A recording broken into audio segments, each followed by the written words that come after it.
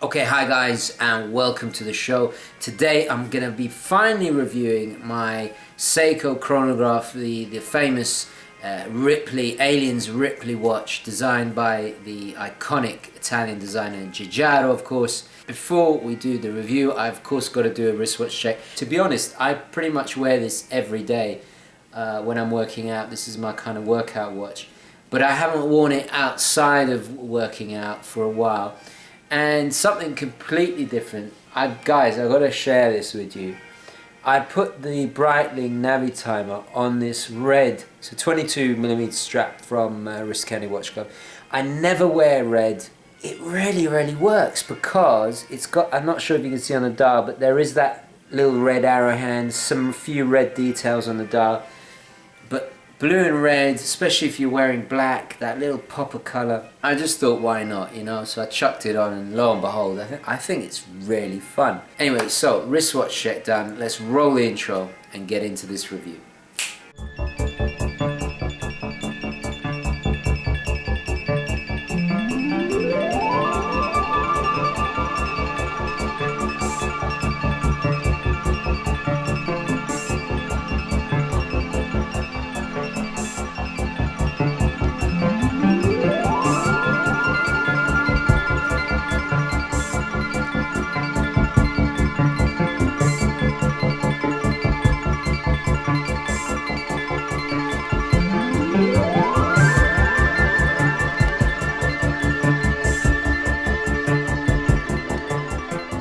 Welcome back, guys. Now today we're going to be reviewing the famous Seiko chronograph from the Aliens movie. Quick thoughts before I go in. I've had it for a few weeks now. You can have a look at the unboxing.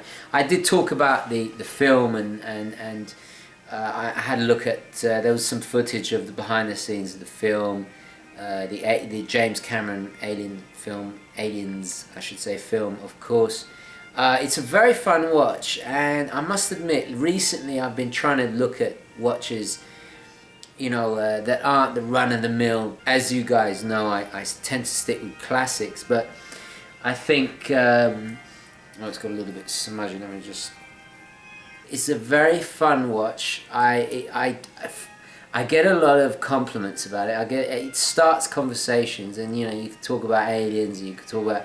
Then you end up talking about Giga and Cameron films and science fiction. You know, it's a great conversation starter. There are a few downsides, which we'll get into in just a moment in the review. But overall, I am very impressed by this watch. Anyway, enough babbling on. Let's switch perspectives now and have a closer look. Today, I'm finally getting to review my Seiko Spirit Smart SCED035.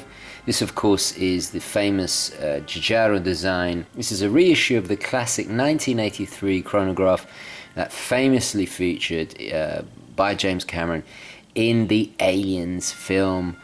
This particular one was the model worn by, well, not this exact one, but the original was worn by Sigourney Weaver. There is a black PVD version which was worn by the character Bishop. I forget the actor's name, but he's been in so many things. But anyway, yes. So this was worn by the Ripley character, Sigourney Weaver. Now, in the unboxing video, I would have gone over a few of the differences between this version and the original, which was the 7A28-7009. It has now become quite an iconic collector's piece, also quite significant for its quartz movement. This has a different quartz movement. It's a more contemporary version. So this has the 7T12, as the original had the what was it now? It was the 7A28 movement. Now the changes are, of course, that this has a date, which is, if I just use this pencil to point, which is hidden there at the 3 o'clock position. The original didn't. And also the subdial for the chronograph here has a 60-minute counter, whereas the original had, I think it had the 12-hour subdial, I think the original. Also the original, just to go over, I did mention this, the original has the crown positioned on this side with 2 pushes. whereas they've moved the crown over. And I actually got to say, I prefer this version. It's hidden into this structure, which actually I really like. It gives it for a kind of cleaner look. I'm not one of those people that has, oh, I have to wear the one that was in the film. You know, I'm not really bothered. To me, this is exciting enough as it is. It is a numbered limited edition, which actually, if you see on the back, under the, if you just let me point with this. This is this limited to 3,000 pieces, and this is the 2,428. So that's a really cool thing. I think that's cool enough for me. I don't have to have the original version. You can still find the original versions on eBay. They go for in the thousands. I'm not sure if the one that was used in the film is, I think it might be in the Seiko museum in Japan. I might be mistaken about that, but it's obviously it's an icon. And for me, I'm an 80s baby, so for me, when I saw the film, I didn't see it when it first came out. I would have been far too young. It would have scarred me for life. But obviously later on in life, saw the movie, and it's kind of retro 80s sci-fi chic that this watch embodies. Quite accidentally, really, because I mean, look, it was designed by Giugiaro. I've talked about Giugiaro briefly. He's a famous, iconic car designer, maybe the most famous, influential car designer, certainly of the 20th century. In Italy, and this was the original Seiko version of this was one of the first Seikos he designed. It's important significantly for these reasons. Cameron, as I mentioned in the unboxing, being a huge watch fan, I think he might be a Rolex ambassador now or something. He's a big watch guy, and he actually cast the watches in the movie, which I thought is really, really cool. Now, these weren't designed for space exploration or anything like that. They just had a particular look that I think Cameron obviously matched to the aesthetic and look of the film. And he's one of those directors that nitpicks every single little detail. It's understandable that he would cast the watch, and it suits the kind of industrial, utilitarian, stark, retrofitted vision of the future. So it was an excellent bit of watch casting for a movie, which is actually quite an interesting subject, and I'll probably get into later on. So let's just get the dimensions out of the way, and then I'll discuss the kind of pros and cons of this watch. So we're looking at 40 millimeters for the diameter without the superstructure, without the lug structure at the side. We're looking at 43 with the lug structure. Actually, most of the heaviness of it sticks out mostly on this curve, so actually from here to here it's a 43. The actual watch is a 40, so it doesn't wear too big. Thickness, we're looking at really nice and thin, 11 millimeters. Of course, it's a quartz. It's 42 lug to lug. It's quite small because of its interesting bracelet design, which we'll go into in a moment. It's very, very it's a fascinating bracelet in itself. Okay, the bracelet width is 19. That's the dimensions out the way. So it's a smaller watch. It's well, for its day it would have been quite large. I would say an average size watch for its day, even probably on the larger side. Let's discuss the dial first of all. Let's get the pencil and have a closer look at the dial. Around the inner bezel we have this tachymeter scale. We have this beautiful scale, minute and seconds track running around the between the inner bezel and on the outside of the main dial, which is beautifully done in yellow and matched with the chronograph second hand. Oh, a bit of dust there. Second hand. Right now you can't really see it. 11 to 10, but the hour and minute hand are orange with this beautiful little kind of black line, black spine running down the middle of it. I really like how the seconds hand has this kind of black disc. You don't really see it. Well, let's engage the chronograph. But if you see it there, it's like a, sorry about the dust. It's like a little black disc. I think it's a really cool touch. If you push the bottom pusher while the chronograph is engaged, it will pause and it will actually give you split time. Do you see that? So that's a really cool little feature. So if you just press it again, it will catch up. So it will rush, catch up. So that's really cool. And then of course stop and start at the top, and then reset and split time at the bottom, which is really cool. So of course we have the minutes being counted on this little sub dial. Over here we have the seconds for the main clock. Oh, and as you see, the minute hand is now moved, so you can actually see the hour hand. So these two match. I think the choice of colors used, this fantastic bright.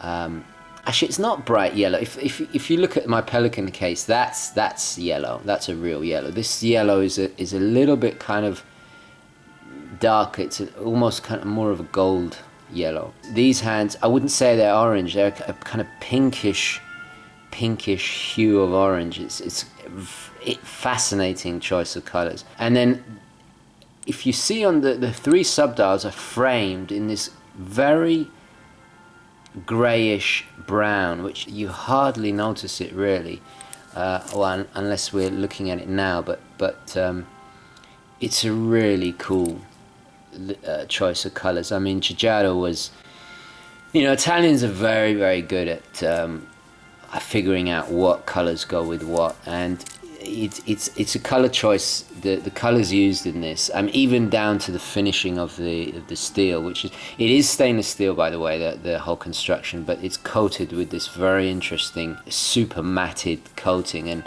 it makes it look plastic, and actually when you hold it, it's surprisingly solid and surprisingly heavy. So the choice of this matte and the choice of this brown, the yellow, this pinkish orange, this kind of very dark, it's not really black. You see the pushes are black, but this is actually more of an extremely dark grey. You could almost say it's like a Panzer tank grey, but I think it's even darker than that.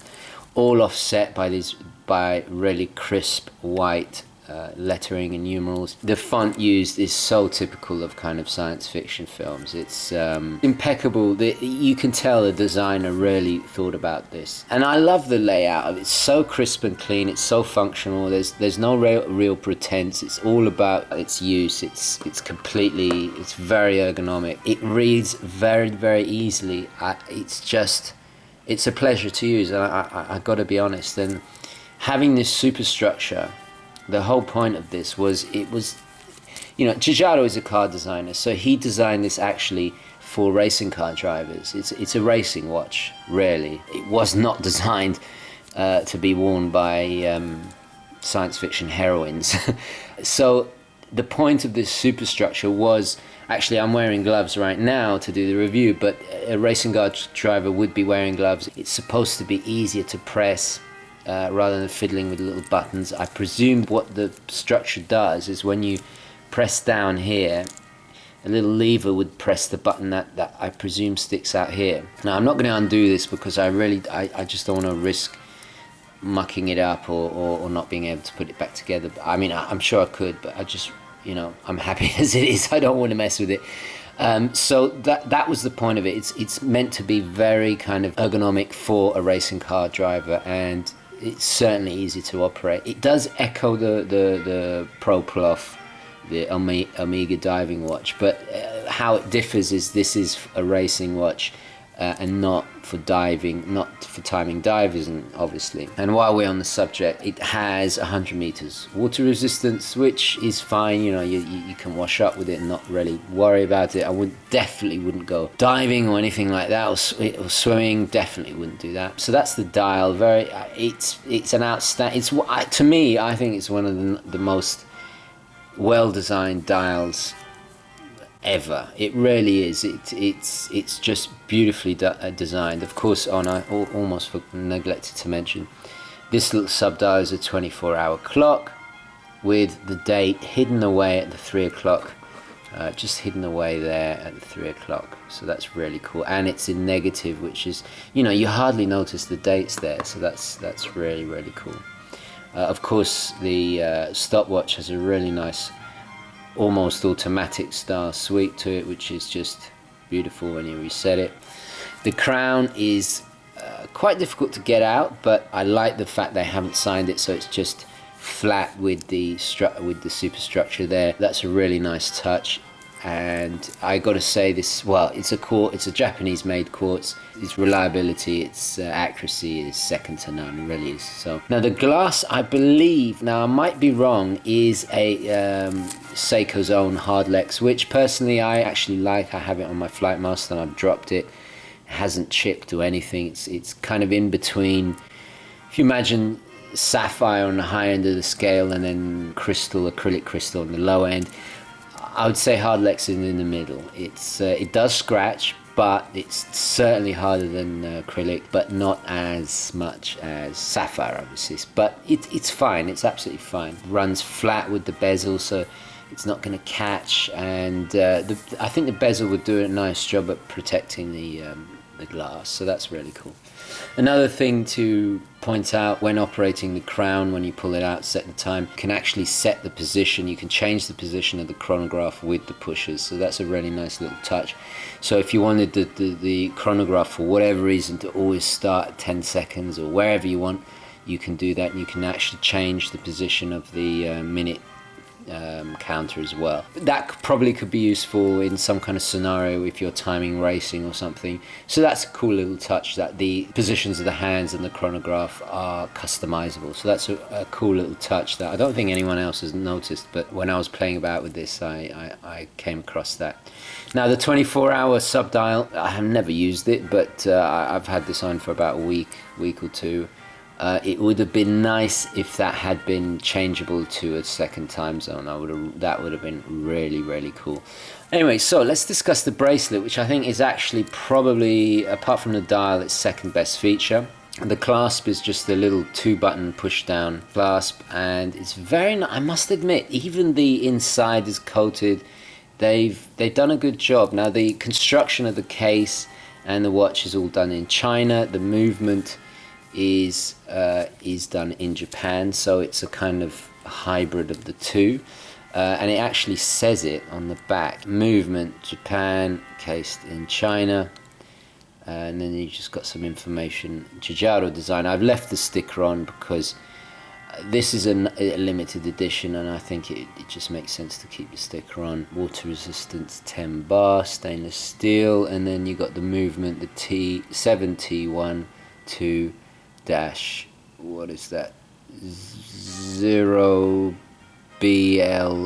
I think that says. And this is actually the only part of the watch that is, normal stainless steel. Let's talk about this bracelet. There is a pin there, you can remove it. I don't think there's enough space. You could probably fit a very, very thin NATO in there, but to be honest, this bracelet is so iconic. When I see this, I think of Ripley. It's so iconic that I can't help but think that it should be on this bracelet. So, but what I wanted to do, I wanted to show you, if I just leave the watch there, I wanted to show you the actual individual parts of the bracelet, because when I was sizing it, it's unlike any bracelet I've ever seen before. Now how it works is, these are two of the links connected together. The individual piece looks like this. These are hollow, and then there are these little tiny little kind of hinges that connect on the inner bit there. They connect like that, and then a sliding section that goes in here. Actually, this is upside down. Goes in like that and locks it into place, fills the hole on the other side like that, like so. It's ingenious, and I've never seen a bracelet like it. And then if you see right there, it's got this little let me just get the pencil. This little thing that just sits like a little lock here, and it just sits into place. That slides in, which covers the holes here. And the little hinges, this little hinge here locks into place there. So really, really well done. I mean, I've never seen a bracelet like it, and it has this kind of, it stays its shape. It makes for a really comfortable wear. Now I'll give you a quick wrist shot.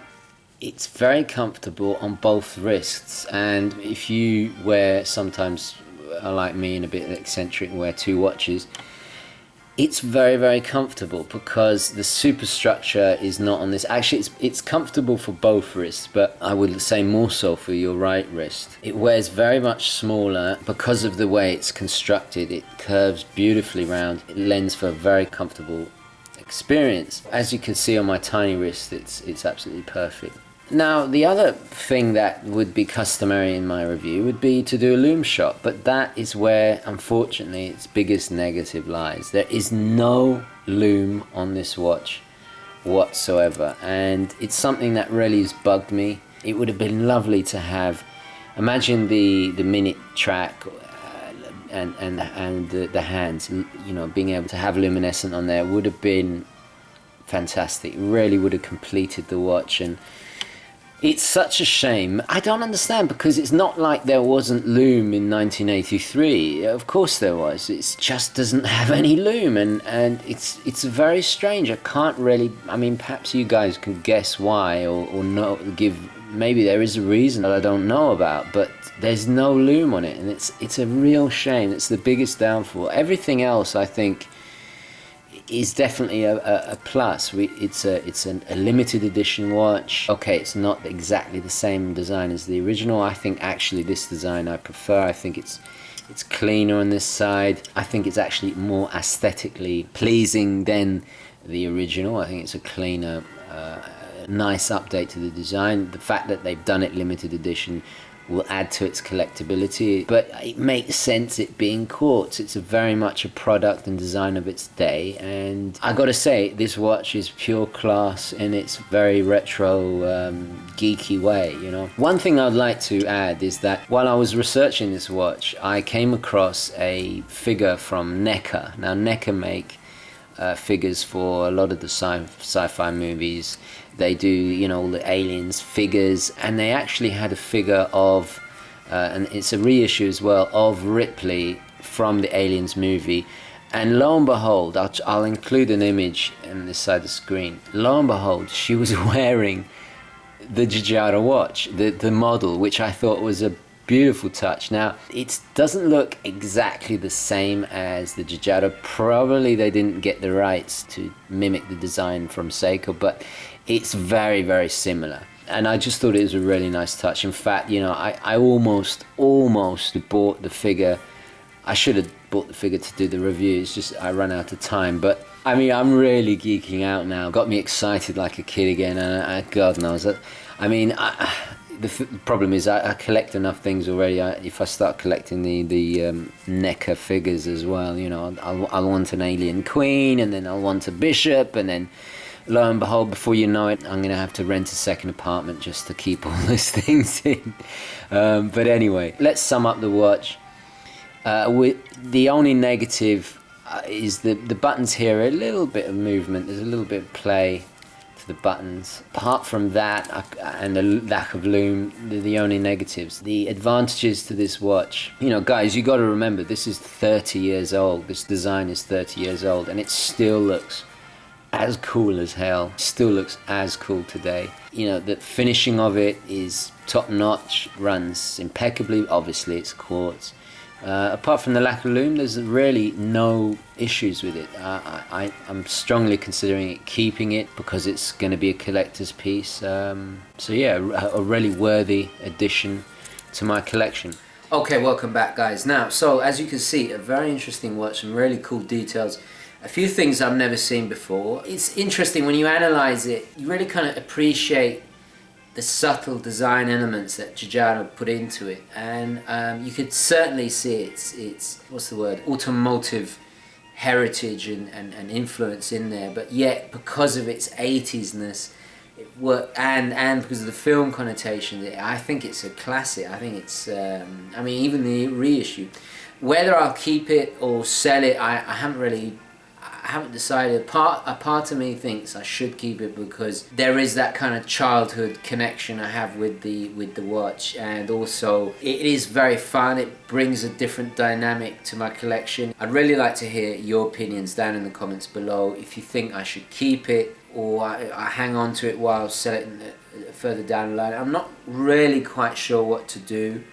I think if I did sell it, I'd probably regret it. don't want to risk it. However, you know, I have been consolidating my collection a hell of a lot. Actually, it's coming up very soon to the biannual State of the Collection review, and a lot of pieces are left, a lot of pieces have joined. So we'll see how it, you know, if it's still there by the end of the month, beginning of next month, because it will be 6 months since the last one. So I think I did it in August. Can't remember if it was before. I think it was before Hospital. Yeah, it was before Hospital. Yeah. So I did it in August. But anyway, it'll be interesting to see if I keep the Ripley watch or not. Anyway, let me know what you think down in the comments below. I'm going to wrap it up there because otherwise this video is going to go on forever and ever. Definitely a fun watch. If you're thinking about getting one, get it. You won't regret it. It's, you know, they are not making many more of them. There is only 3,000 pieces in the world. So it's quite a unique watch actually. And the more I think about it, the more I'm thinking maybe I should keep it. Anyway, let me know your thoughts. Thank you very, very much for watching. Don't forget to like this video if you enjoyed it, found it useful. And of course, as ever, I'll catch you in the next one. Okay guys, ciao.